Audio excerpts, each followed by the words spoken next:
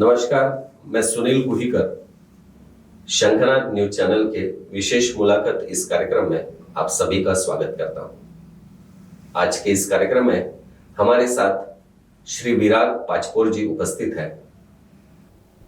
विराग जी नागपुर के जाने माने वरिष्ठ पत्रकार हैं। दैनिक तरुण भारत, दैनिक हितवाद के माध्यम से उन्होंने पत्रकारिता के क्षेत्र में अपना योगदान दिया है। विगत 20 वर्षों से वो मुस्लिम राष्ट्रीय मंच के माध्यम से मुस्लिम समुदाय में काम कर रहे हैं। तो आज हम उनके कार्य के बारे में जानने वाले हैं। विराग जी, इस कार्यक्रम में आपका स्वागत है। नमस्कार। नमस्कार विराग जी, आपने पत्रकारिता के क्षेत्र में बहुत बड़ा योगदान दिया है। दैनिक तरुण भारत, दैनिक हितवाद के माध्यम से आपने पत्रकारिता की है। उसके बाद आपने मुस्लिम राष्ट्रीय मंच का काम आरंभ किया। तो सबसे पहले तो जानना चाहेंगे कि ये मुस्लिम राष्ट्रीय मंच जो है वो क्या है, उसके स्थापना की जो पृष्ठभूमि है वो भी हम आपसे जानना चाहेंगे। बहुत अच्छा है। मैं आपका और आपके माध्यम से सारे दर्शकों का बहुत बहुत धन्यवाद देता हूँ। ये विषय एक थोड़ा सा नाजुक विषय भी है जी, और आम जनता के मन में इसको लेकर के कुछ भ्रांत धारणाएं भी हैं। लेकिन हम सब ये जानते हैं कि आज हिंदुस्तान में जो जनसंख्या है उसका लगभग 20% मुस्लिम जनसंख्या है, और मुस्लिम जनसंख्या को लेकर के कई प्रकार के इश्यूज़ चर्चा में आते रहते हैं। कई बार कई राजनीतिक नेताओं ने कहा कि सारे जो मुसलमान हैं उनको पकड़ के जाकर अरब समुद्र में डुबो देना चाहिए या फिजिकली एलिमिनेट करना चाहिए। तो ये संभव नहीं है, असंभव सी बात है। सुनने के लिए बहुत अच्छी लगती है, लेकिन ये संभव नहीं है। तो क्या करना चाहिए? इतना बड़ा जो जनसमुदाय है, उस जनसमुदाय को इस देश की मुख्य धारा में वो आए, इसलिए क्या प्रयास करनी चाहिए? ऐसा एक सारा विषय मुस्लिम समाज के भी कुछ जो विचार करने वाले लोग थे उनके मन में भी था, और जो हिंदुओं की सबसे बड़ी संस्था है राष्ट्रीय स्वयंसेवक संघ, उसके जो नेता थे उनके मन में भी था। इसलिए 1998 में जब संघ के 5वें सरसंघ चालक हुए आगे श्री सुदर्शन जी, वो उस समय संघ के सह सरकार्यवाह थे। उन्होंने इस विषय को लेकर के, और हम मुसलमान और ईसाइयों से वार्ता करेंगे, डायलॉग करेंगे, संवाद करेंगे, उनकी समस्याएं क्या है वो समझने का प्रयास करेंगे, उनको सुलझाने का प्रयास करेंगे और उनको राष्ट्र की मुख्य धारा में लाने का भी प्रयास करेंगे। ऐसा एक विषय सामने रखा, और उस समय संघ के और एक वरिष्ठ प्रचारक आदरणीय इंद्रेश कुमार जम्मू कश्मीर में संघ के प्रांत प्रचारक थे। उन्होंने वहाँ रहते हुए वहाँ कुछ मुसलमानों के साथ में डायलॉग प्रारंभ किया था, और ऐसे पार्श्वभूमि पर एक बहुत ही जाने माने पत्रकार मुंबई के मुजफ्फर हुसैन, तरुण भारत में भी वो लिखते थे, अन्य पेपरों में भी लिखते थे, बहुत अच्छे स्तंभकार थे। उन्होंने पहल करके 2002 में 24 दिसंबर को एक ईद मिलन कार्यक्रम का आयोजन किया, और उस ईद मिलन कार्यक्रम में मुस्लिम समाज के बड़े बड़े जो दानिश्वर थे, विद्वान थे, जैसे मौलाना जमील इलियासी, उस समय वो ऑल इंडिया इमाम ऑर्गेनाइजेशन के सदर थे, अध्यक्ष थे। निज़ामुद्दीन में रहने वाले मौलाना वहीदुद्दीन खान जो इस्लामिक स्कॉलर थे, मौलाना मुफ्ती मुकर्रम जोधपुर के शाही इमाम, ऐसे बहुत सारे मुस्लिम समाज के दानिश्वर विद्वान लोग, और कुछ हिंदू समाज के नेता, संघ के नेता, भारतीय जनता पार्टी के नेता, ऐसे लोगों को इकट्ठा करके उस ईद मिलन कार्यक्रम का आयोजन किया। और उस ईद मिलन कार्यक्रम में सरसंघ चालक सुदर्शन जी थे, इंद्रेश कुमार जी भी थे, संघ की ओर से और भी अधिकारी लोग थे। उन्होंने एक सवाल, दो सवाल उनके साथ किए, उनके सामने रखे, और ये सवाल थे कि यहाँ का मुसलमान जो है भारत का, हिंदुस्तान का, वो यहीं का रहने वाला है, वो कहीं ईरान से, सूडान से, अमेरिका से, अरबस्तान से, सीरिया से, इधर से नहीं आए। वो यहीं का है। किसी कारण से उनके कुछ पुरखे होंगे, उन्होंने इस्लाम को स्वीकार किया होगा, लेकिन इसका मतलब उन्होंने अपने पुरखों से नाता तोड़ लिया, अपने संस्कृति परंपराओं से नाता तोड़ लिया, ऐसा नहीं होता है। तो इसलिए यहाँ का मुसलमान अपने आप को अल्पसंख्यक क्यों मानता है? वो ये क्यों नहीं मानता कि मैं इस देश का नागरिक हूँ, जिम्मेदार नागरिक हूँ, और इस देश को आगे बढ़ाने में मेरा भी कुछ योगदान रहना चाहिए? ऐसा विषय लेकर के वो क्यों नहीं सोचता? ऐसा ये पहला सवाल था। दूसरा सवाल था कि इस्लाम का जो सही अर्थ है वो है सलामती यानी सुरक्षा, अमन यानी शांति, भाईचारा। ऐसा होते हुए आज जो इस्लाम का चेहरा दुनिया के सामने आया है वो बड़ा क्रूर है, हिंसक है, आतंकी है। तो सही इस्लाम क्या है ये दुनिया को बताने की जिम्मेदारी किसकी है? तो उन्होंने कहा कि स्वाभाविक है कि यह हिंदुस्तान के मुसलमानों को ही जिम्मेदारी लेनी होगी। तो उस समय सबकी ओर से बोलते हुए मौलाना जमील इलियासी ने कहा कि ऐसे सवाल तो हमारे सामने अभी तक आए नहीं। आप पहले ऐसे शख्स हो जिसने इस प्रकार की बातें हमारे सामने रखी है। आज इसलिए हम इसका तुरंत आपको जवाब नहीं देंगे। इन विषयों को लेकर के हम हमारे समाज के बीच में जाएंगे, उनसे बातें करेंगे।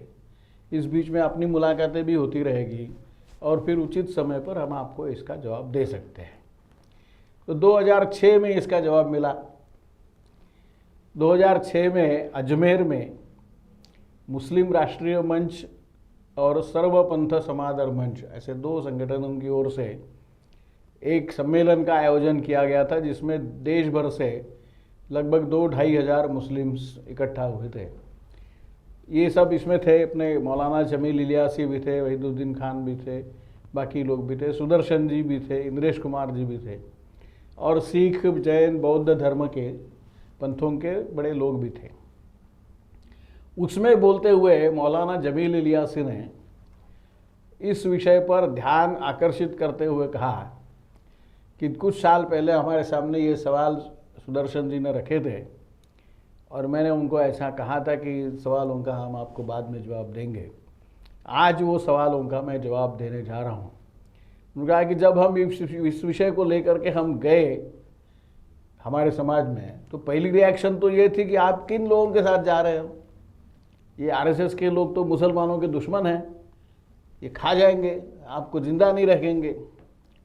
लेकिन जैसे जैसे हमारे प्रयास चलते रहे, जैसे जैसे आरएसएस के लोगों से बातें होते रही, तो मैं यहाँ इस सभा में ये घोषित करता हूँ, मौलाना साहब ने कहा कि हिंदुस्तान में मुसलमानों का सच्चा दोस्त अगर कोई है तो वो आरएसएस है।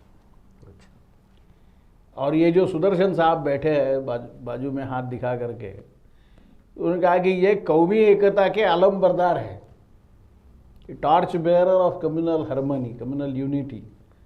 ऐसा उन्होंने कहा। जिस व्यक्ति को, जिस संगठन को देश तोड़ने वाला, समाज तोड़ने वाला ऐसा कहा जाता है, उस संगठन के मुखिया को एक मुस्लिम विद्वान व्यक्ति कहता है कि ये कौमी एकता के आलम बरदार है।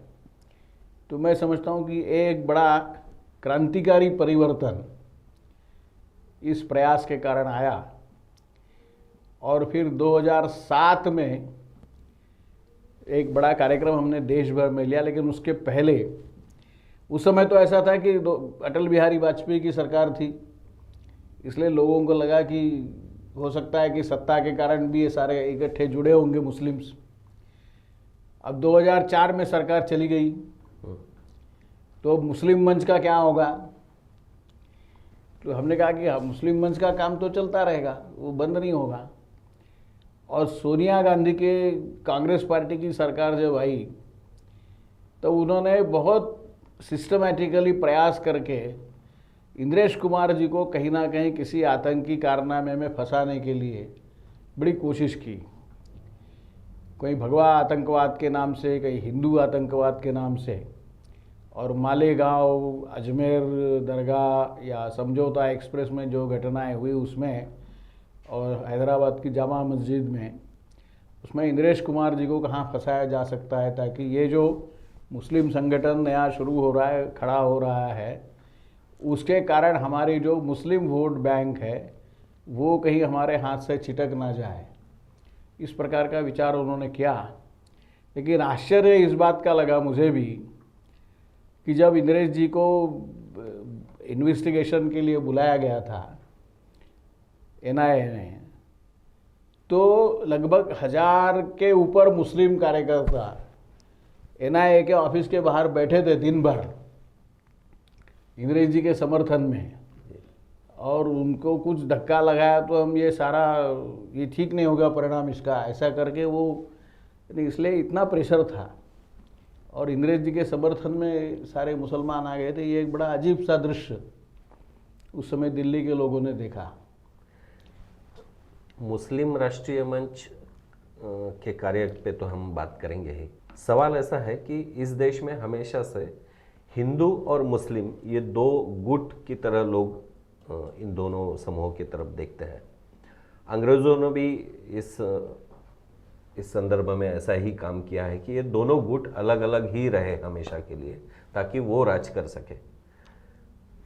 ऐसे में मुस्लिम समाज में कोई हिंदू व्यक्ति, आप है, इंद्रेश जी है, ऐसे कोई जाके कोई संगठन खड़ा करने के लिए मदद करते हैं या कोई संगठन खड़ा करने के लिए प्रयास करते हैं, ये परिवर्तन कैसे आया? ये बड़ा अच्छा सवाल है, क्योंकि ये मुस्लिम समाज में भी उनको भी आश्चर्य लगता था। कोई भी नेता जब जाता था समाज में तो उसके बॉडीगार्ड है, सिक्योरिटी है, ये है, वो है, फलाना, सब ताम झाम लेके जाता था। हम जब जाते हैं तो कोई सिक्योरिटी नहीं होती, हम जब जाते हैं तो कोई गन पकड़कर चलने वाला हमारे साथ रहता नहीं है, हम तो ऐसे ही जाते हैं। तो शुरू में उनको भी लगता था कि आरएसएस वाला है, ये आएगा तो पता नहीं क्या होगा, लोग क्या कैसे रिएक्ट करेंगे। लेकिन एक ध्यान में आया कि जैसे हम जैसे है वैसे वो भी है। कुछ गलत धारणाएं दोनों समाज में है एक दूसरे के बारे में। हमने मुसलमान शब्द जब उच्चारते हैं तो हमारे सामने एक छवि तैयार होती है जी, और वो इमेज ऐसे है कि ये क्रूर है, आतंकी है, हिंसक है, बलात्कारी है, चोर है, डाकू है, उचक्का है, बदमाश है, ये छवि है। इसने हम पर राज किया है, मंदिर तोड़े हैं, महिलाओं की इज्जत ली है, ये सारा इतिहास एकदम सामने आता है। उनके मन में भी उसी प्रकार की धारणा है, ये आरएसएस वाले हैं, ये मुसलमानों के खिलाफ है, मुसलमानों को जिंदा नहीं देखना चाहते, ये मार डालेंगे, यूं करेंगे, त्यों करेंगे। अब ये जो एक दूसरे के मन में ऐसी धारणाएं हैं वो गलत है, वो वास्तविकता से परे है। लेकिन ये कब पता चलेगा? जब आप एक दूसरे के साथ बात करोगे, जब एक दूसरे के साथ कोई चर्चा करोगे, संवाद करोगे। तो इसलिए इंद्रेश जी का कहना रहता था कि हमारे बीच में 100 मुद्दे ऐसे कि जिस पे हम आज झगड़ रहे हैं, एक साथ आएंगे, मिलेंगे, बातचीत करेंगे, हंसते हुए करेंगे। हो सकता है 100 में से 2 मुद्दे ऐसे निकल आए कि जहां हमारी सहमति बन जाए, तो 98 बचे। दूसरी बार मिलेंगे और कम हो जाएंगे, तीसरी बार मिलेंगे और कम हो जाएंगे। तो ऐसे जब मिलते रहेंगे, संवाद होता रहेगा, तो ये सारे विवाद के जो मुद्दे हैं, जो ऊपर से लगते हैं ऐसे ये विवादित है, इसके कारण विवाद हो रहा है, ये धीरे धीरे कम होते जाएंगे और फिर हम एक है, इस प्रकार की हिंदुस्तानी है, इस प्रकार की भावना मन में आएगी। वो अभी डेवलप हो रही है।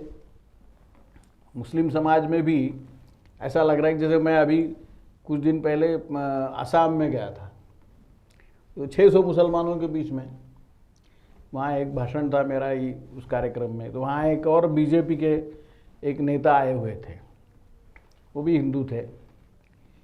तो हमने तो बहुत साफ साफ बात की। तो जब भाषण ख़त्म करके मैं आया तो उन्होंने मुझे बोला, आपको डर नहीं लगा? तो डर किस बात का? भाई आपने इतनी खरी खरी बात सुना दी उनको। जो खरी है वो सुना दी है। हमने तो पहले कहा था कि हम किसी का अपीजमेंट नहीं करेंगे, जो सच है वो बताएंगे। और लोगों ने स्वीकार किया, ऐसा किसी ने कहा भी नहीं कि ये गलत है। तो ऐसे जब एक आप मन के अंदर से जो भय है उसको निकाल कर जाएंगे, तो कोई ऐसा लगेगा कि सब अपने हैं, सही। और ये अपनत्व की भावना निर्माण न हो ऐसे प्रयास किए गए अभी तक, वो इसलिए हमेशा ये से दूरी होते है, रहे।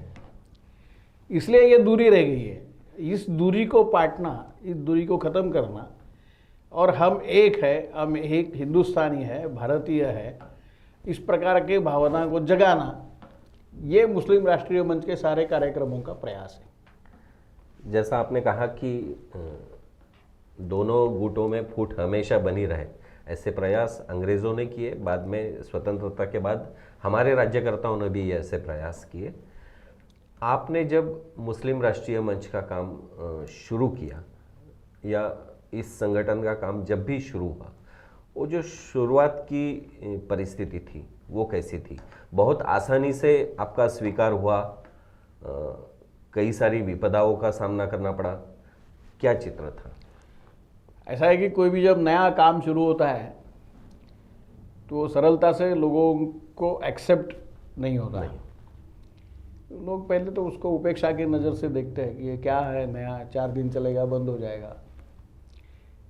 और जैसा मैंने कहा कि 2002 में शुरू हुआ तो 2 साल तो सरकार थी, तो शायद उसका भी थोड़ा लाभ मिला होगा, लेकिन आगे 10 साल तो सरकार थी नहीं, दूसरे विचारों की सरकार थी, पार्टी की थी, और उसके कारण जितनी तकलीफ हो सकती है उस प्रकार की तकलीफ देने का प्रयास उस सरकार के ज़माने में हुआ।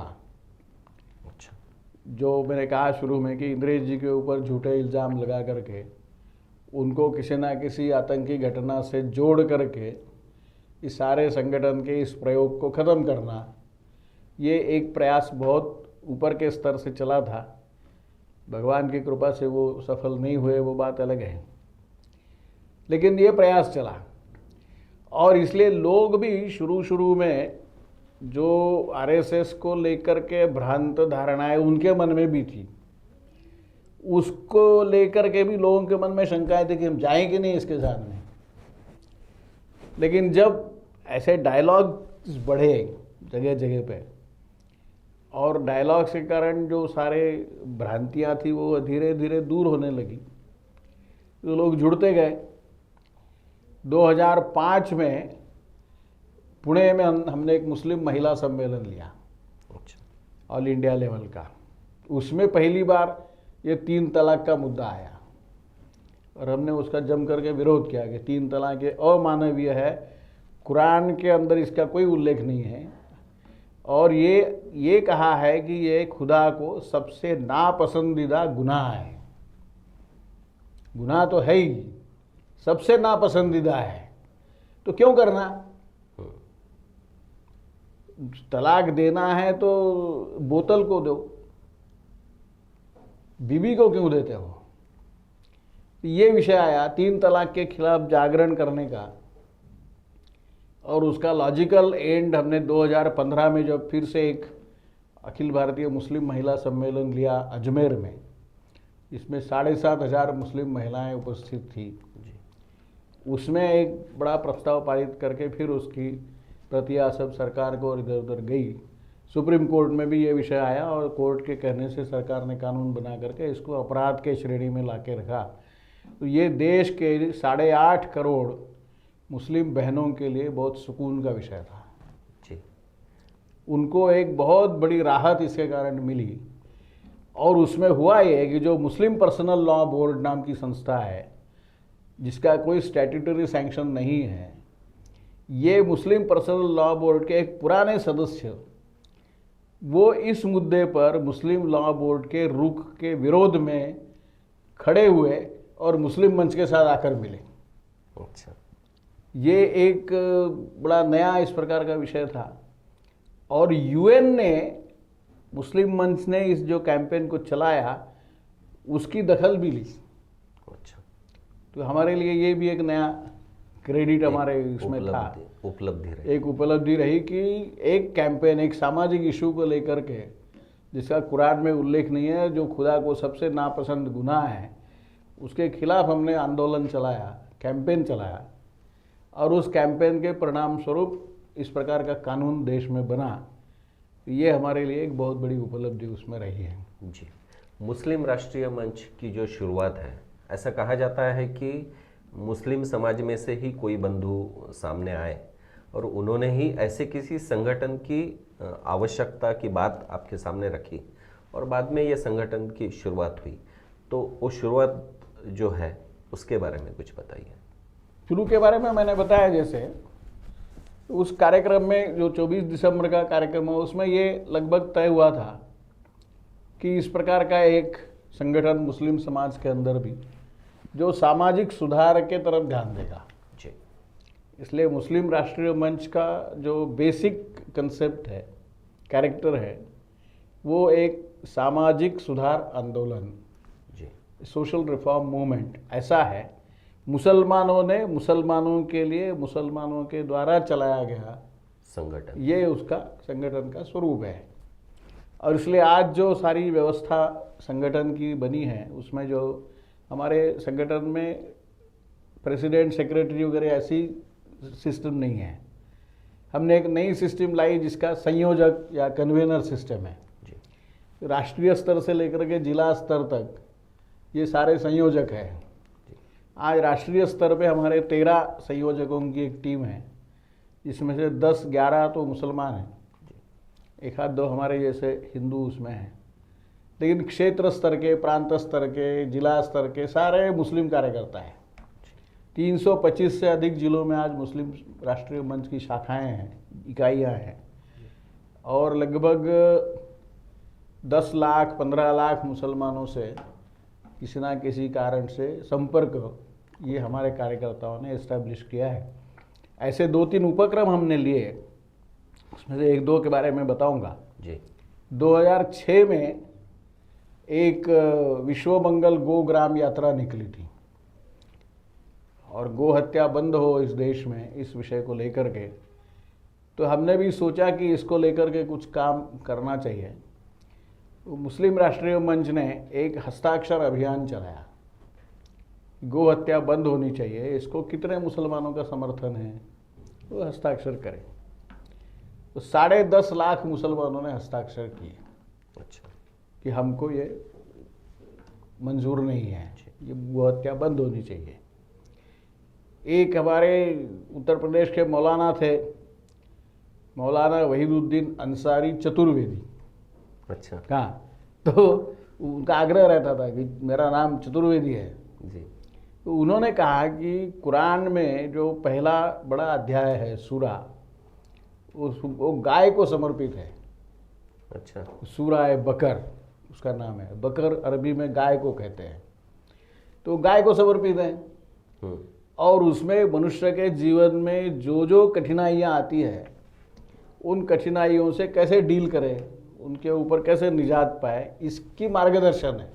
अच्छा।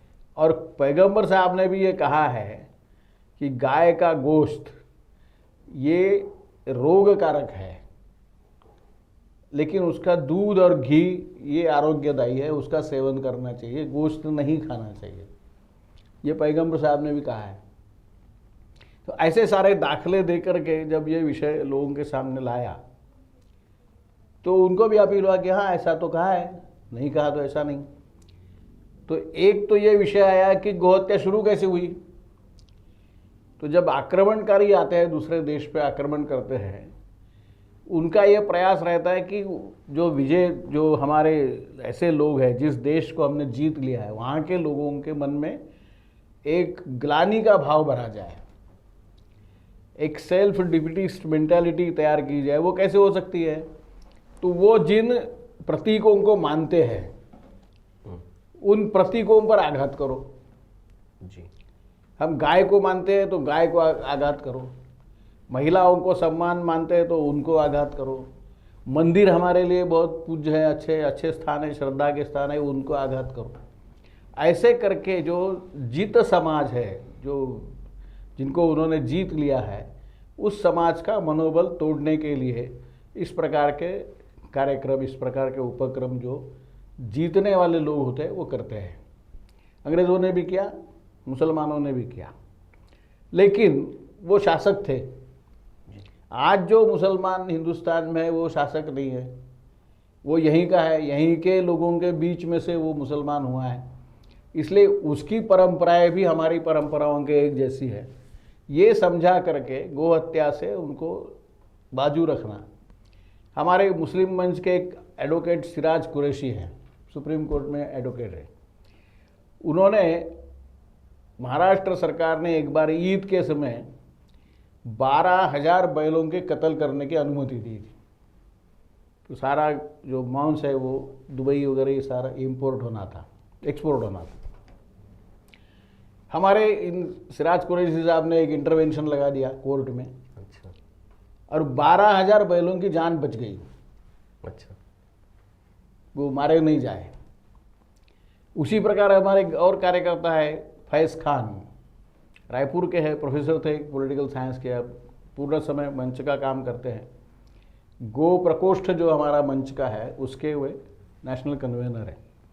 उन्होंने 6,000 नहीं, ज़्यादा ही 15-16 हज़ार किलोमीटर की एक पद यात्रा निकाली, लेह से लेकर के कन्याकुमारी तक और कन्याकुमारी से लेकर के वैष्णो देवी तक।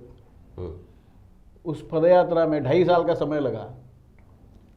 इस पद यात्रा में उन्होंने लगभग 30 करोड़ मुसलमानों से संपर्क स्थापित किया, और गो हत्या नहीं होनी चाहिए देश में, गाय की रक्षा करनी चाहिए, इस प्रकार का विचार प्रसारित किया, संदेश दिया।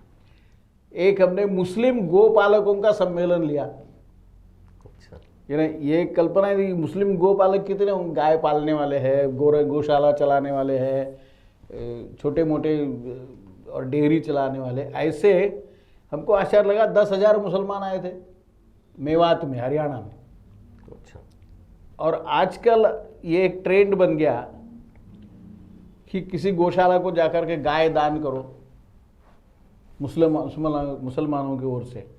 तो एक ये जागृति, वो 10.5 लाख सिग्नेचर्स इकट्ठा करने के बाद में और ये सारे उपक्रमों के बाद में गाय को लेकर के मुस्लिम समाज में एक नई जागृति ये आ रही। अब देवबंद जैसे मदरसे भी फतवा जारी करते हैं कि गाय की हत्या मत करो, गो कुशी नहीं करना चाहिए ईद के समय।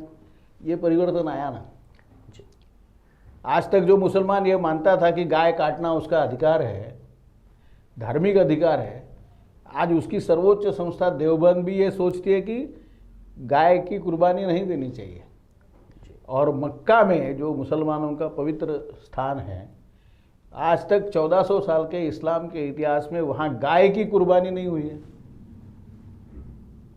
तो इस प्रकार की जब बातें लोगों के सामने आती है तो उनको लगता है कि हाँ ये तो सही कह रहे हैं, ये गलत तो है नहीं। फिर हमको गलत कैसे बताया गया, ये एक मन में आता है। लेकिन उसके कारण ये एक समाज में वातावरण ये निर्माण हो रहा है। आप मुस्लिम राष्ट्रीय मंच के राष्ट्रीय संयोजक भी हैं। कई बस्तियों में आप जाते हैं, ग्राउंड लेवल पे जाके आप काम करते हैं। तो मुस्लिम समाज में जो मूलभूत समस्याएं हैं वो क्या देखते हैं आप? एक तो सबसे बड़ी समस्या शिक्षा की है जी। एजुकेशन ये एक सबसे बड़ा ऐसा क्षेत्र रहा है जो पूर्णतः दुर्लक्षित है। बच्चे स्कूल जाते हैं लेकिन 4वीं 5वीं 8वीं तो ड्रॉप आउट्स का प्रमाण बहुत है। इसलिए और माँ बाप भी उसके तरफ ध्यान नहीं देते ज़्यादा, क्योंकि वो भी पढ़े लिखे नहीं हैं। आम तौर पे तो मजदूरी करने वाले, रिक्शा चलाने वाले, पंक्चर दुरुस्त करने वाले, ऐसे ही लोग ज़्यादा है। ट्रक ड्राइवर है, क्लीनर है, इसी प्रकार के धंधे में है सारे मेजॉरिटी। जो पढ़े लिखे हैं वो तो अच्छी तरह से अपने बच्चों को पढ़ा रहे हैं, लेकिन ये जो सारा तबका है ये बहुत बड़ा है और उनके बच्चों को पढ़ाने की दृष्टि से उनकी तरफ से कोई प्रयास हुआ, सरकार की तरफ से कोई पॉजिटिव इस प्रकार का प्रयास हुआ, ये हुआ नहीं। अभी कुछ दिन पहले सच्चर कमेटी का रिपोर्ट आया। कांग्रेस गवर्नमेंट थी सारे समय, 60-65 साल तो थी कांग्रेस की गवर्नमेंट। अच्छा। और तालीम जिंदगी के लिए, जिंदगी वतन के लिए, ये 2 नारे हमने दिए। और उस दृष्टि से जो गरीब बच्चे हैं, होनहार बच्चे हैं, होशियार है, उन बच्चों के लिए क्या सहायता दे सकते हैं, आर्थिक है या ड्रेस की है, पाठ्य पुस्तकों की है, कॉपियों की है, क्या इस प्रकार से सारा सोच करके और आगे चल करके फिर हमने एक शहीद Ashfaq Ullah Khan national memorial trust, अच्छा इस नाम से एक ट्रस्ट भी बनाया है। जी। उस ट्रस्ट के माध्यम से ऐसे गरीब बच्चों की सहायता हम इसमें करते हैं। तो शिक्षा का एक विषय है जो सबसे बड़ी समस्या है। दूसरा एक स्वास्थ्य का है, अच्छा। Health issue. वो जिस प्रकार के वातावरण में रहते हैं, सिचुएशन में, सराउंडिंग में रहते हैं, वो एक प्रकार से घेटो जैसा है। उसमें से स्वच्छता है, साफ सफाई है, इस पर ध्यान नहीं दिया जाता। तो वो बाहर की भी साफ सफाई हो, अंदर की भी हो, घर के अंदर भी साफ सुथरा रहे। तो स्वास्थ्य के दृष्टि से भी एक कैंपेन चलाना, इसलिए सफाई अभियान, ये भी सारा हमारे कार्यक्रमों के अंदर रहता है। तो स्वास्थ्य और शिक्षा, और तीसरा आर्थिक विकास का है जी। तो आर्थिक विकास के लिए तो जो सरकार के प्रयास है, उन प्रयासों का लाभ अधिक से अधिक उन तक कैसा पहुँचे, इसके बारे में उनको बताना, उनकी जागृति करना। जी, आपने शिक्षा के अभाव की बात की, स्वास्थ्य के बारे में आपने बताया, और आर्थिक विकास होना चाहिए, ये भी बात आपने कही। साथ साथ में कुछ सामाजिक कुरीतियाँ जो है, उसका भी कुछ असर आपने इन सालों में देखा है? 3 तलाक का तो मैंने बताया आपको। जी। 3 तलाक को हमने लॉजिकली एंड किया है, और इसलिए एक बहुत बड़ी राहत मुस्लिम बहनों को इसके कारण मिली है। दूसरा एक उपक्रम हमने शुरू किया था रक्षाबंधन का, अच्छा। और उसको हमने भाई बहन दिवस या मानवता का त्यौहार इस नाम से मनाया।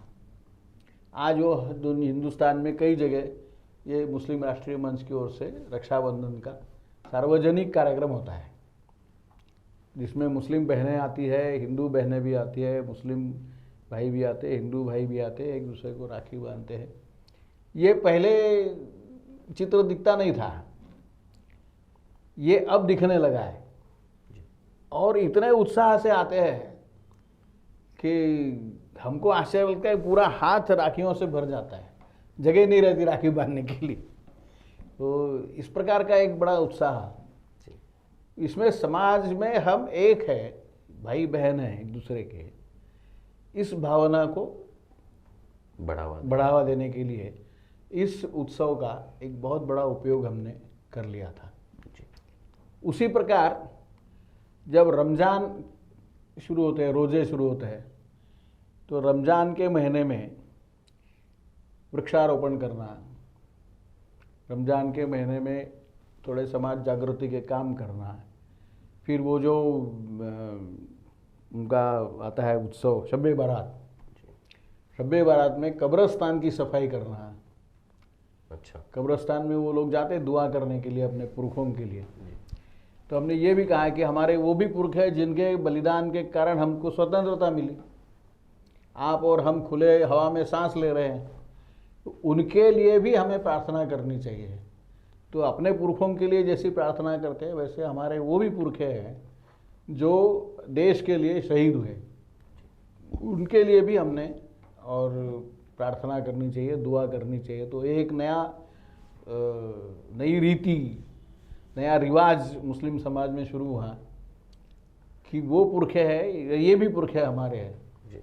एक अपने महाराष्ट्र के राज्यपाल हुआ करते थे, कुंवर महमूद फजल जी, वो एक बार उज्जैन गए, वहाँ गए थे। तो उज्जैन में जाकर के उन्होंने कब्रिस्तान में अपने पुरखों के लिए दुआएं की, और क्षिप्रा नदी के किनारे पे आए और वहाँ तर्पण किया। तो पत्रकार तो थे साथ में, तो पूछा ये क्या है, आप वहाँ कब्रिस्तान में जाके दुआ कर रहे हैं और यहाँ तर्पण भी कर रहे हैं। उन्होंने कहा कि ठीक है, वो भी मेरे पुरखे थे, ये भी है। 300-400 साल पहले मेरे पुरखे हिंदू थे, इसलिए उनके लिए तर्पण किया मैंने। अभी के जो है वो मेरे पुरखे मुसलमान थे, इसलिए उनके लिए दुआएं पढ़ी।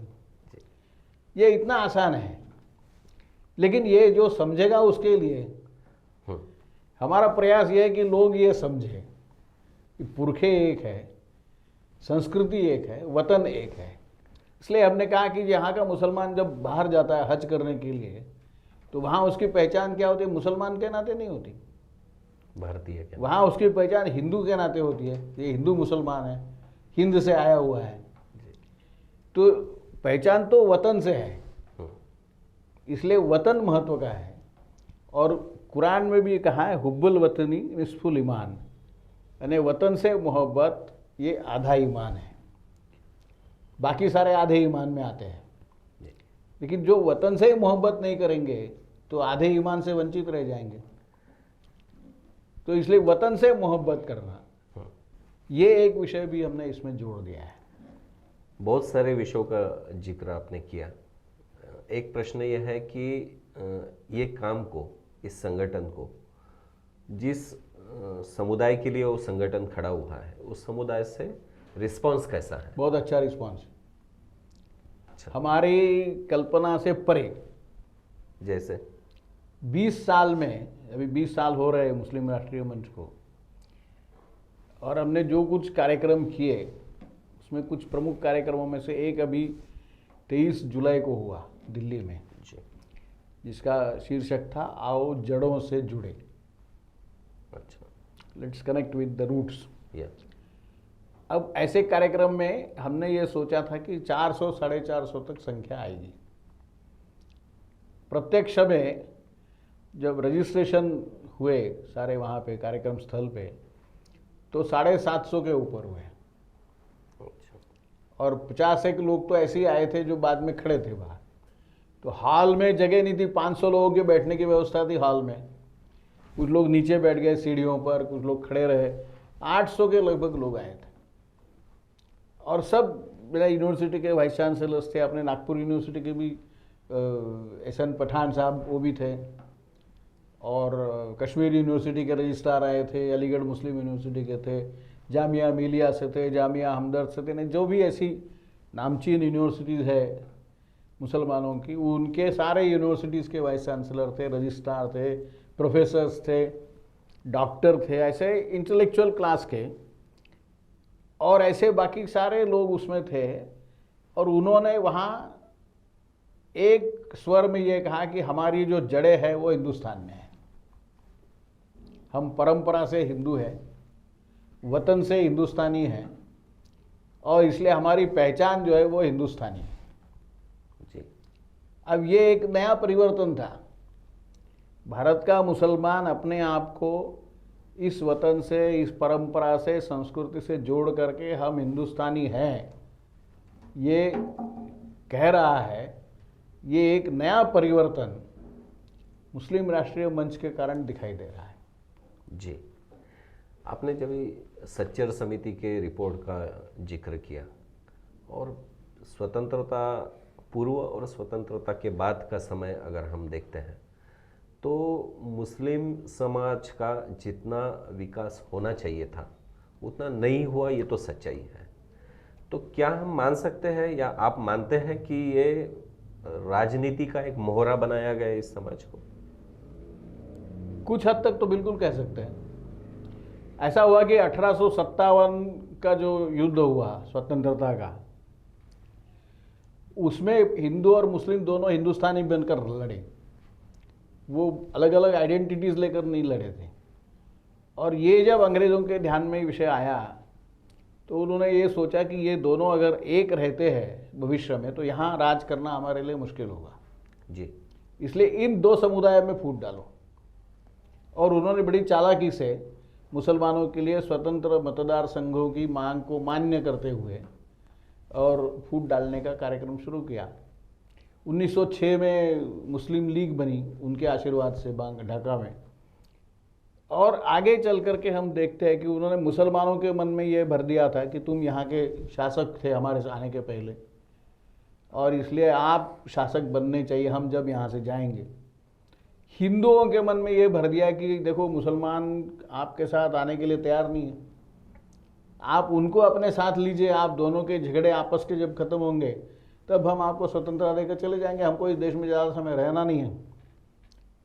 अब ये एक तरफ से इस प्रकार का विचार फैलाना, युवा कि उनको अलग आइडेंटिटी है, इनकी अलग आइडेंटिटी है, और आगे चल करके मुस्लिम समाज को हम कैसे खुश कर सकते हैं, इसलिए अपीसमेंट का रास्ता कांग्रेस के नेताओं ने अपनाया। और 24 दिसंबर 1947 को महात्मा गांधी जी ने ये मान्य किया कि हिंदू मुस्लिम एकता के लिए उन्होंने जो भी प्रयोग किए थे वो सारे फेल रहे, ये उन्होंने मान्य किया।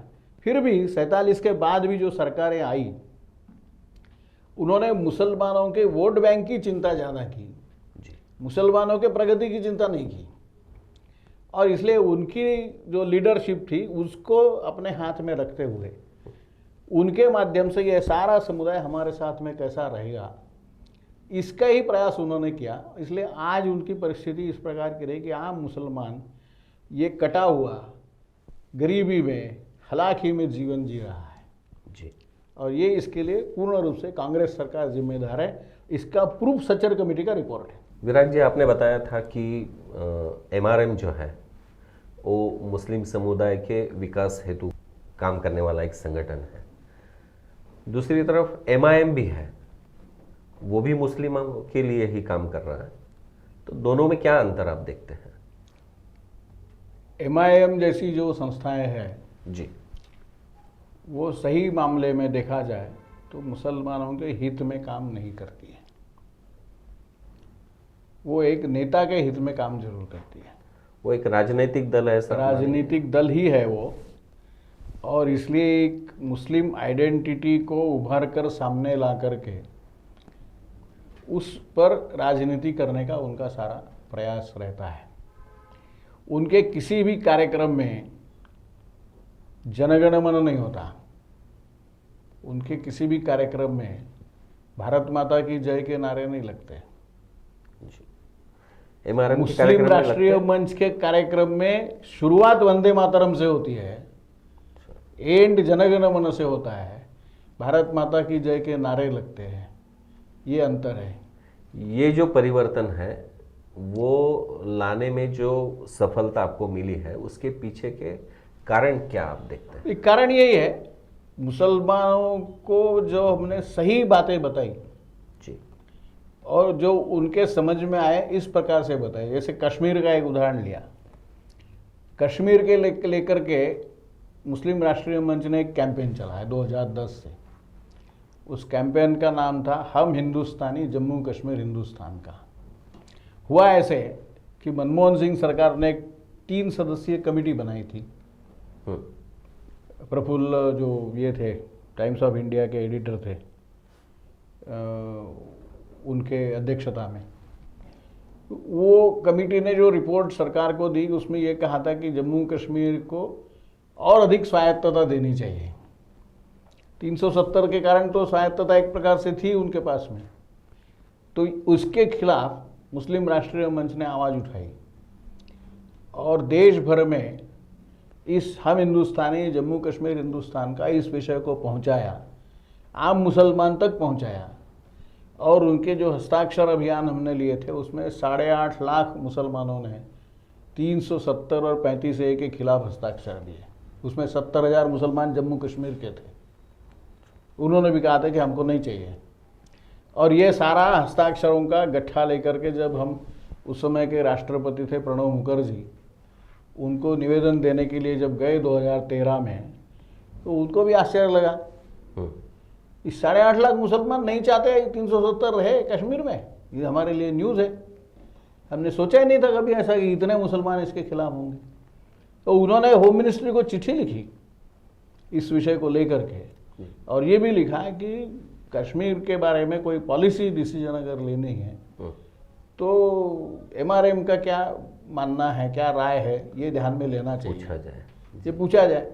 अब ये जब, और एक बात बताई उनको, जब 370 लाया गया कॉन्स्टिट्यूशन में और कॉन्स्टिट्यूएंट असेंबली में उस पर डिबेट हुआ, तो उसको विरोध करने वाले जो पहले नेता थे वो मौलाना हजरत मोहानी थे, मुसलमान थे।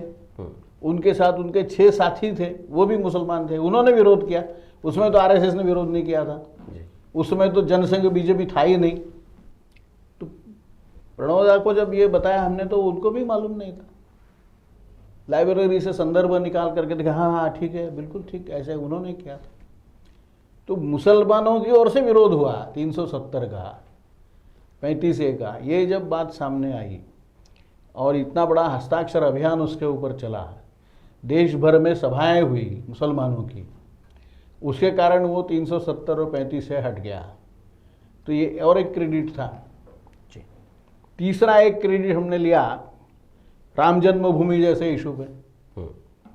अयोध्या ये बड़ा सेंसिटिव इशू है जी। तो सुप्रीम कोर्ट का निर्णय आने वाला था और सुप्रीम कोर्ट के निर्णय को मुस्लिम समाज ने या हिंदू समाज ने शांततापूर्वक स्वीकार करना चाहिए। इस विषय को लेकर के एक हमने दिल्ली में बहुत बड़ा सम्मेलन किया जंतर मंतर में, और उस सम्मेलन में ये सारा विषय आया और वहाँ जो मौलाना लोग आए थे उन्होंने कहा कि राम तो हमारे लिए और पूजनीय है, इमाम हिंद है। और अल्लामा इकबाल ने, जिन्होंने सारे जहाँ से अच्छा नाम का गान लिखा, उन्होंने कहा है कि राम तो हमारे लिए इमाम हिंद है राम के वजूद पे हिंदुस्तान को नाज, अहले नज़र उनको मानते हैं इमाम हिंद, ऐसा वो शेर है उसका। तो उस समय तो अल्लामा इकबाल को किसी ने विरोध नहीं किया कि भाई तुमने राम को इमाम हिंद क्यों कहा। तो राम हमारे लिए पूजनीय है और कुरान ये कहता है कि अल्लाह ने समय समय पर मनुष्यों के मार्गदर्शन के लिए 1,24,000 नबी भेजे हैं पृथ्वी पर, और मोहम्मद साहब उसके आखिरी नबी हैं। तो 1,24,000 में राम भी है, कृष्ण भी है, नानक भी है, बुद्ध भी है, महावीर भी है, ये सब है। ये इनको जो नहीं मानता वो मुसलमान कैसे हो सकता है? सच्चा मुसलमान तो वही होगा जो उनको मानता है, क्योंकि वो कुरान में लिखा हुआ है। तो राम के वजूद पे जिनको नाज है, अभिमान है, ऐसे मुसलमानों ने राम का मंदिर वहाँ बनना चाहिए, इसलिए प्रयास करेंगे, ऐसा निर्णय वहाँ हुआ जी। और जब सुप्रीम कोर्ट का निर्णय आया तो उसके पहले हमने मुस्लिम बस्तियों में जा कर के लगभग 2-2.5 हज़ार सभाएं की और समझाया सब लोगों को, और आप देखते कि उस निर्णय को बहुत शांतिपूर्वक स्वीकारा गया। ये जो सारा एक विषय आया सामने कि राम मंदिर भी हमारा है, बाबर हमारा पुरखे नहीं हो सकता है, बाबर आक्रांता है, हमारे पुरखे तो राम है, कृष्ण है, नानक है। ये जब यहाँ के मुसलमान मानेंगे, तो मान रहे हैं अभी, तो ये सारे सवाल जो है उसके जवाब मिल जाएंगे। विराग जी, अभी तक आपने सिर्फ पॉजिटिव रिस्पांस की बात बताई है, कभी निगेटिव रिस्पांस भी आया होगा? निगेटिव रिस्पांस बहुत कम आया है जी, बहुत कम निगेटिव रिस्पांस आया। एक हमने जो कोरोना पे कैंपेन किया था, कोरोना के समय में एक ये कैंपेन किया, लोग वैक्सीन नहीं ले रहे थे, वैक्सीन को लेकर के मुस्लिम समाज में बड़ी भ्रांतियां थी, तो वो दूर करके कैसे करेंगे, तो इसलिए अच्छा उस समय पब्लिक मीटिंग भी नहीं होती थी, तो ऑनलाइन कार्यक्रम रखा। ऑनलाइन कार्यक्रमों में उनके जो धर्मगुरु थे उनको साथ में जोड़ा, डॉक्टर्स लोगों को साथ में जोड़ा। तो कई लोगों ने उसका कहा कि ये अभी ऐसा मत कीजिए, इसका कोई फायदा नहीं होगा, लोग आएंगे नहीं, करेंगे नहीं, ये उनको ऐसा लगेगा। विराग जी, मुस्लिम समुदाय में जो प्रगति का एक सफर है, जो कुरीतियों को छोड़कर सही बातों को अपनाने का जो एक प्रयास होते हुए देखना या आधुनिकता का स्वीकार है, ये सफर जो है उसको आप कैसा देखते हैं? ये मैं तो ये कहूँगा कि ये एक बड़ा सकारात्मक परिवर्तन है जी, और मुस्लिम जगत में भी, खास करके सऊदी अरेबिया में, ये परिवर्तन की और आहट दिख रही है। वहाँ के जो प्रिंस है उन्होंने भी समय के परिवर्तन को देखते हुए उस प्रकार से हमने परिवर्तन करना चाहिए, इस विषय को आगे रखा है। तो सऊदी अरेबिया जो इस्लाम का जन्म स्थान है, गढ़ है, वहाँ भी आधुनिकता को लेकर के इस्लाम और आधुनिकता, इसको कैसा मेल बिठाएंगे, ये चिंतन वहाँ शुरू हो गया है। जी।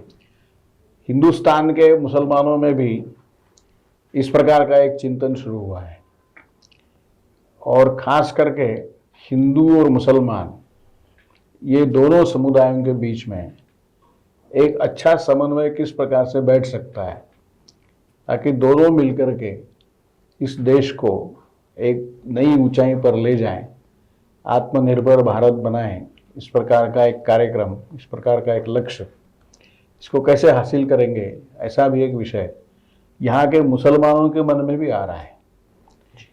अभी 2-3 उदाहरण ऐसे मैं दूंगा जिसमें इस परिवर्तन की क्या आहट है, ये ध्यान में आएगी। जैसे 2021 में संघ के वर्तमान सरसंघ चालक डॉक्टर मोहन भागवत जी गाजियाबाद आए थे।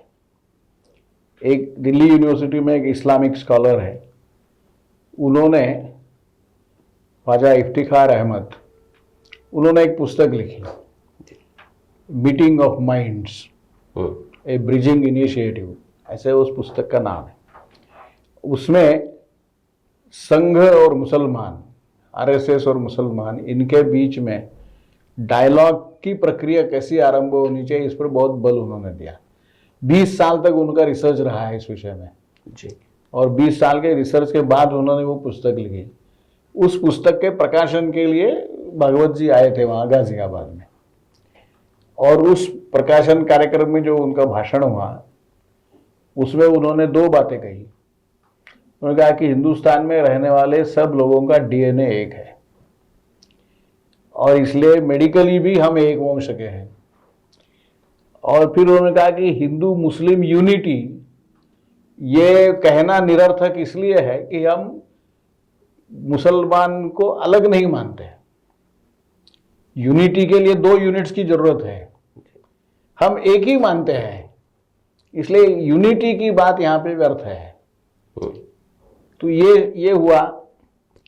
उसके पहले 2018 में जब उनका 3 दिवसीय व्याख्यान माला हुई थी विज्ञान भवन में दिल्ली के, उसमें उन्होंने एक प्रश्न के जवाब में कहा था कि मुसलमानों को छोड़कर संघ की, हिंदू राष्ट्र की संकल्पना अधूरी है।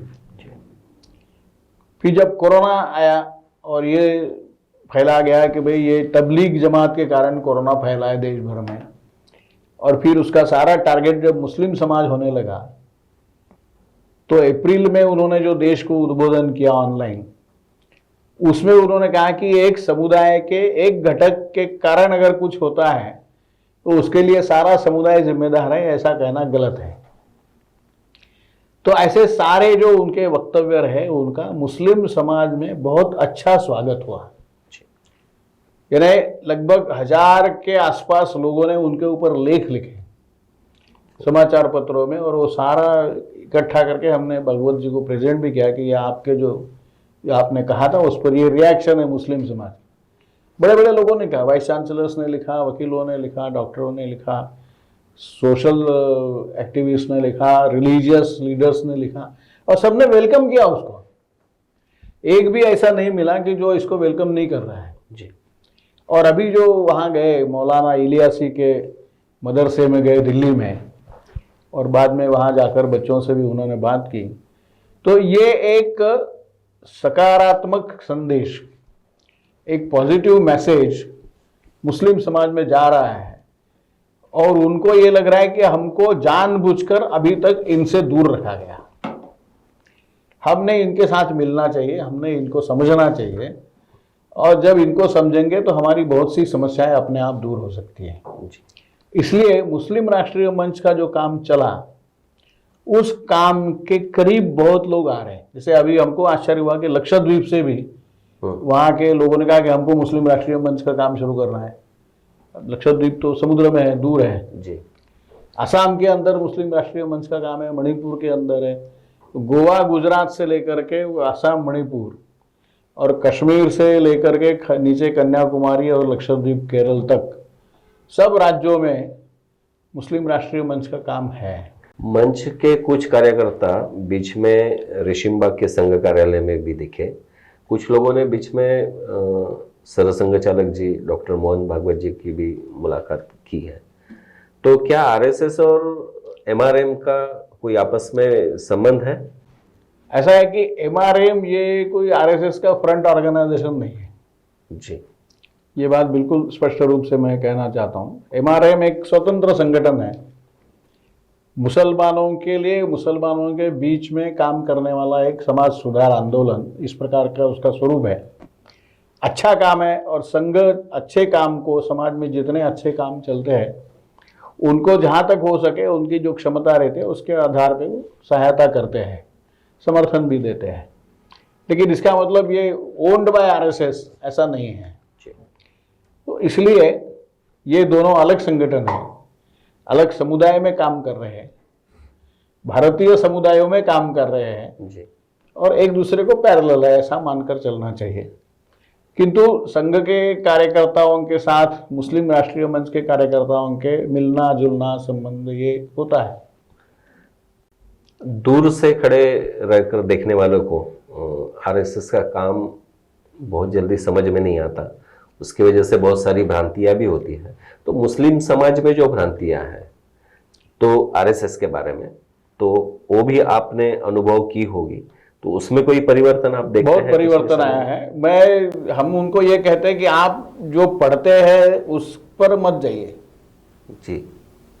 जो आपने देखा, और ये तो पहली बार देखा कि आरएसएस का कोई बड़ा लीडर आपके बीच में बिना सिक्योरिटी के आता है।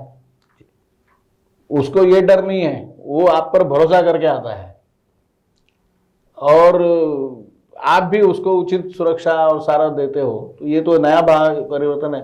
कोई भी पॉलिटिकल पार्टी का लीडर आता है तो वो सुरक्षा लेके चलता है, गनमैन लेके चलता है जी। हम जाते हैं तो विदाउट गनमैन जाते हैं, सुरक्षा के बिना जाते हैं। मुसलमान बस्तियों में जाते हैं, उनके घरों में रहते हैं, उनके गांव में जाते हैं, हमको डर नहीं लगता। तो डर इसलिए नहीं लगता कि हम मानते हैं कि आप हमारे हैं। बेसिकली ये डर राजनेताओं ने पैदा किया हुआ है और इसलिए जब उनके साथ अपना संवाद होगा अच्छी तरह से, डायलॉग, सारे प्रश्नों के उत्तर डायलॉग में है जी। तलवारबाजी में नहीं, मारधाड़ में नहीं जी। हिंसा में नहीं, डायलॉग में है। संवाद से सारे प्रश्नों के उत्तर मिल जाएंगे। कोई ऐसा प्रश्न नहीं है जो अक्रॉस द टेबल सुलझाया नहीं जा सकता। युद्ध भी होते हैं तो भी संधि अक्रॉस द टेबल ही होती है, युद्ध भूमि में नहीं होती। इसलिए संवाद ठीक से स्थापन करना और संवाद के माध्यम से जो असहमति के बिंदु है उनकी संख्या कम करना जी, तो सहमति बन जाएगी।